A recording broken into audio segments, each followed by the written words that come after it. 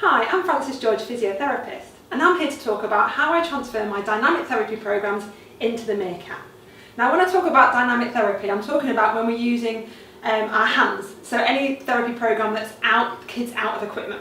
And when we're using our hands, we're often setting them at certain levels of support. So we know whether we need to be high around the trunk or whether we lower them slightly.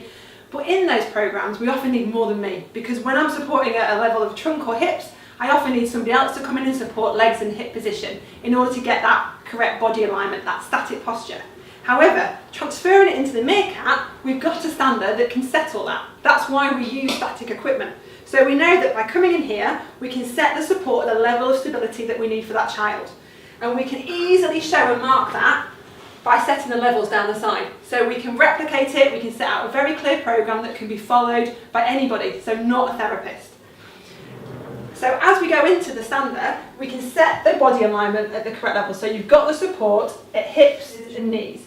So you can get that static body alignment, and that's key, because if you can't get the right body alignment, you then can't challenge the balance and that postural control around that point.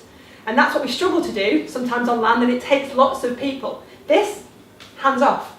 Takes your therapist away from it. We can do it all in one place, because what we can do is put the rocker on the bottom, and that turns this static position into something dynamic. And it's that that's going to improve motor skill performance. I hope this has been helpful, thank you. And this is Frances talking about transferring dynamic therapy goals into the Meerkat.